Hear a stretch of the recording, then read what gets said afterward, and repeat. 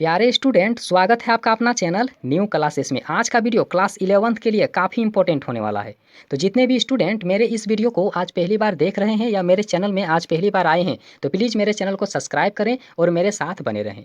और आज हम जो आप लोगों को बताएंगे वो ज्योग्राफी सब्जेक्ट का है, ठीक है। और जो इसका MCQ क्वेश्चन है, यानी कि जो एग्जाम में आ सकता है और टर्म 1 एग्जाम के लिए आप लोगों को काफ़ी इंपॉर्टेंट और हेल्प करेगा। याद रखिएगा, तो ऐसा क्वेश्चंस आज हम आप लोगों को बता रहे हैं, तो वीडियो को शुरू से अंत तक देखिएगा। और जितने भी स्टूडेंट नए जुड़े हैं, प्लीज़ मेरे चैनल को सब्सक्राइब करें और मेरे साथ बने रहें। तो चलिए यहाँ पर स्क्रीन में पहला प्रश्न देख लेते हैं कि क्या दिया हुआ है। तो देख लीजिए कि बिग बैंग सिद्धांत का प्रतिपादन किसने किया था, ठीक है। तो बिग बैंग सिद्धांत का प्रतिपादन किसने किया था, तो याद रखिएगा एडविन हब्बल इसका आंसर होगा, ठीक है। एडविन हब्बल ने बिग बैंग सिद्धांत का प्रतिपादन किया था। अगला नंबर प्रश्न देख लीजिए, जो यहाँ दूसरा नंबर में दिया हुआ है कि बिग बैंग सिद्धांत के अनुसार ब्रह्मांड की उत्पत्ति आज से लगभग कितने वर्ष पहले हुआ है, ठीक है।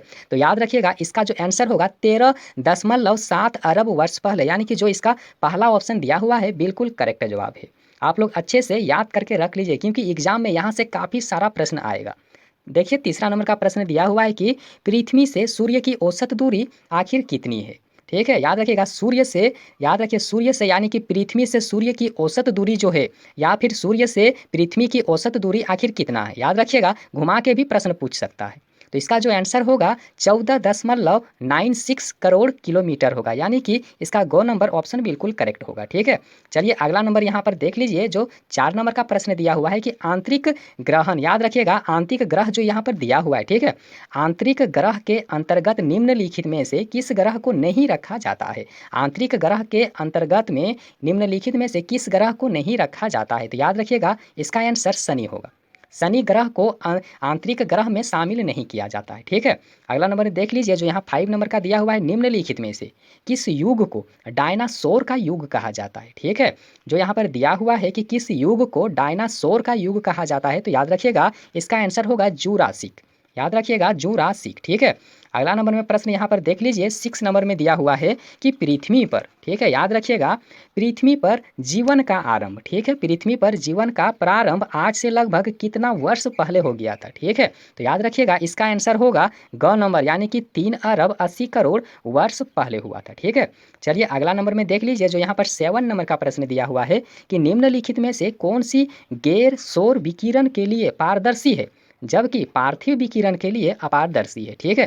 तो जो इसका आंसर होगा, 4 ऑप्शन यहाँ पर दिया हुआ है, ठीक है। तो याद रखिएगा इसका आंसर होगा CO2, यानी कि कार्बन डाइऑक्साइड, ठीक है।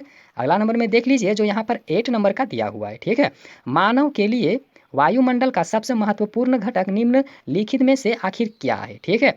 याद रखिए आदमी के लिए वायुमंडल का सबसे महत्वपूर्ण घटक क्या है, जो मनुष्य के लिए काफ़ी इंपॉर्टेंट है, ठीक है। तो याद रखिएगा जलवाष्प इसका आंसर होगा, ठीक है।